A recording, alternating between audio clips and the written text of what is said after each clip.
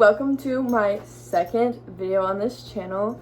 Today I wanted to talk about something that's very prevalent in my life, which is my dog. I am a freshman at the University of Central Florida, and I'm currently living at an off-campus apartment, and they are pet friendly, so I brought my dog to college, and it's been definitely a challenging but very rewarding experience. I will say having a dog in college is not the easiest thing, but it was 100% the best decision of my life. This video is all about you, pretty much. You're the main star. You're the star of the show. Make sure you subscribe, like, and comment down below what videos you want to see next. And yeah, but without further ado, let's get onto the video.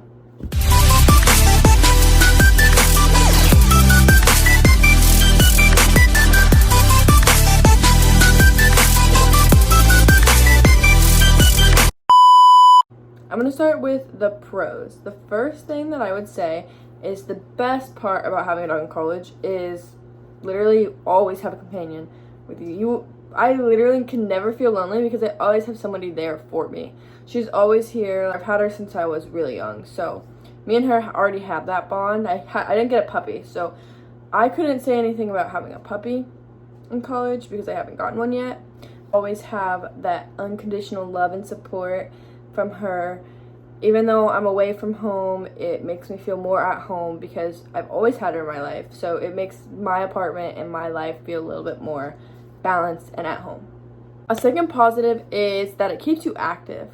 For me, when I didn't have her in college, because the first couple months that I moved here, I didn't have her. So I wasn't going outside. I wasn't really going to the gym. I would go to the gym just very rarely. I wouldn't go outside. I wouldn't go on walks. I wouldn't do any of that stuff. I was just basically in my apartment, maybe at the pool. That would be the only time I'd go outside because it was summer. But that would be the only times I really ended up going outside. Now, once I got her, I take her on walks every day. You have to, especially when you live in an apartment. The dog's cooped up in the apartment all day. You can't just leave her in the apartment. The one good thing is my job. I work at a dog daycare, so I'm able to bring her now, which she gets that time outside all day, and that brings me outside a little bit more, but obviously not everybody works at a dog daycare. But it just prompts you to go outside more. Since we live in Florida, take her to the beach, go on hikes. There's the UCF Arboretum or Arboretum or however you say it. That's 10 minutes from the apartment that we took her on a hike to. It's just taking her to new places, wanting to go somewhere that's pet friendly, taking her to the park. It just puts you outside a lot more than you would before. Depends on your lifestyle too. If you're a super active person, maybe it's better you can get a more active dog. If you're not as active, and starting off with a dog that's not super high energy, not super active, but still active enough to where it's gonna force you to go outside, it's so great because also being outside helps you reduce stress. It helps you calm your mind. When you're inside doing homework all day or going to class, those things are all inside. So being able to have a dog that brings you outside helps you to take a break and relax from all the homework, all the stress, all the college stuff, because college is a very busy time. It's a lot of work. And having a chance to just get outside and just take a breather from everything, it's so nice, and it honestly is so helpful for your mental health. Also, with being a companion, you can always bring your dog to pet-friendly locations. So for example, Joann's is pet-friendly. A lot of people don't know that, but Joann's is pet-friendly. You have, I think some TJ Maxx's are pet-friendly.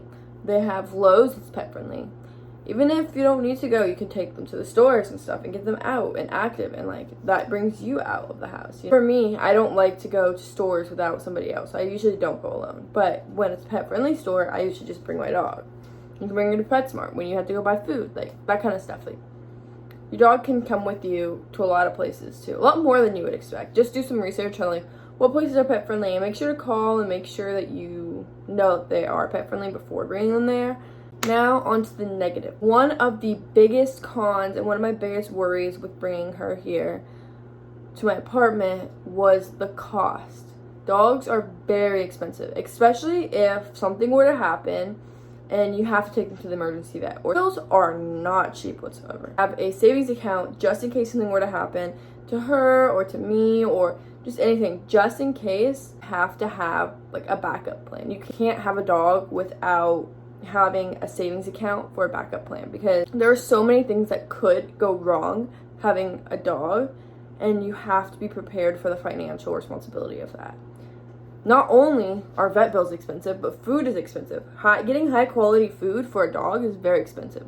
Leashes and harnesses if you're buying a new dog, like crates, all that stuff. If you have to board your dog because you're going on vacation, if you need to send your dog to dog daycare because you're going to be gone all day, like those kind of things add up. It's not cheap owning a dog, and you have to be prepared for the high expenses that are going to come with owning a dog.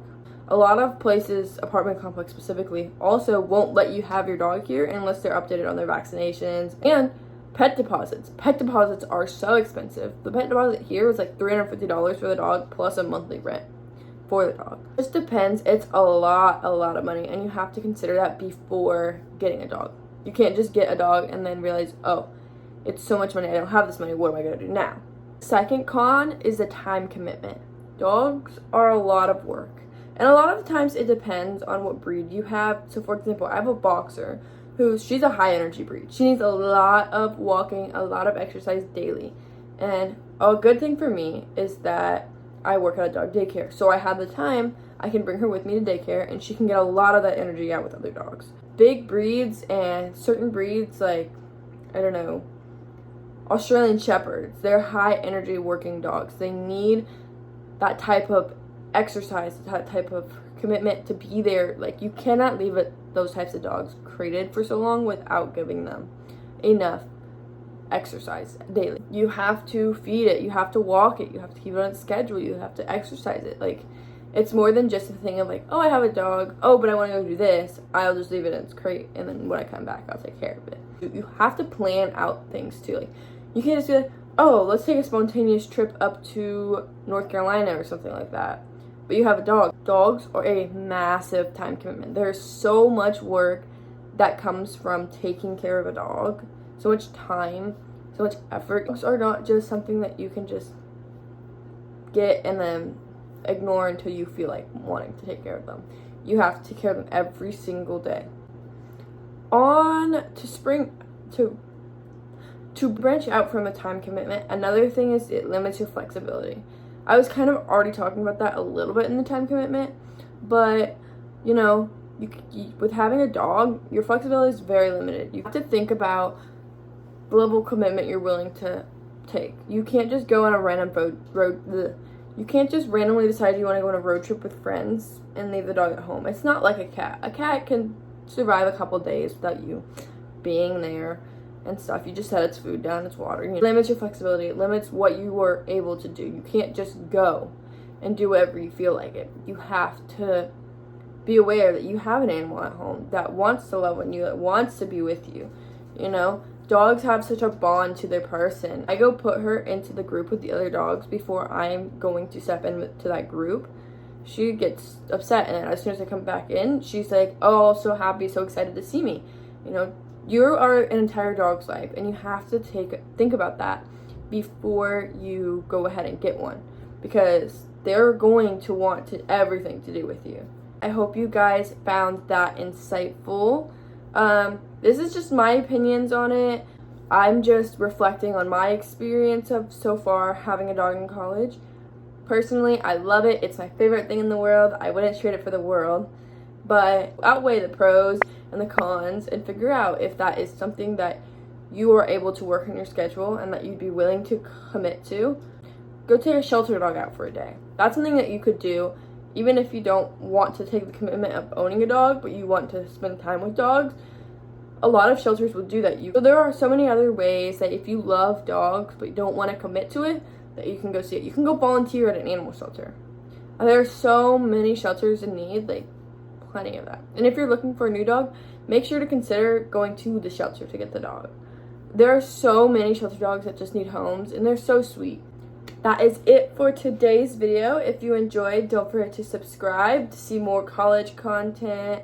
all that stuff, anything college related. I have so much in the works for you guys. I'm probably gonna film on Thursday because I have a horseback riding lesson that day, so be sure for that video. Don't forget to leave a thumbs up down below, subscribe, and comment what you want to see next, and comment if you have a dog in college and what type of dog. And as always, thanks for watching, and I will see you guys next time. Bye!